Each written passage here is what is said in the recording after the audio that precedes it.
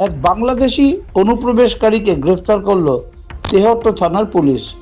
সোমবার ভারত বাংলাদেশ সীমান্তবর্তী তেহট্টের পাথরঘাটা সীমান্ত দিয়ে কাঁটাতার পেরিয়ে অনুপ্রবেশ করে আত্মগোপনের আগেই গোপন সূত্রে খবর পেয়ে তাকে গ্রেফতার করে পুলিশ।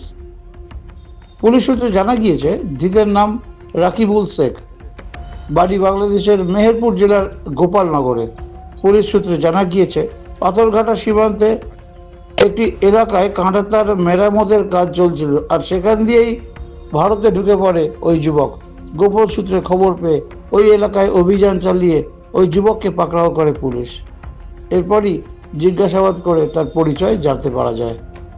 17/2/2025 তেহট্ট থানা একটা খবরের ভিত্তিতে একজনকে অ্যাপ্রিহেন্ড করে গোবিন্দপুর পাথরঘাটা তেহট্ট নদী, এবং অ্যাপ্রিহেন্ড করে জানা যায় যে ওনার নাম হচ্ছে রাকিবুল শেখ, বাবার নাম হচ্ছে আমজাদ শেখ, গ্রাম হচ্ছে গোপালনগর, থানা মুজিবনগর, ডিস্ট্রিক্ট মেহেরপুর, বাংলাদেশ। সাবসিকুয়েন্টলি ওর কাছে কোনো ভ্যালিড ইন্ডিয়ার ডকুমেন্টস এগুলো না পাওয়ার জন্য এবং অ্যাজ এ বাংলাদেশি, ওই জন্য ওকে অ্যারেস্ট করা হয় এবং ওর এগেনস্টে 14 ফরেনার্স অ্যাক্টে তেহট্ট থানা কেস করেছে এবং আজকে মহামান্য আদালতে ওকে প্রেরণ করা হয়েছে।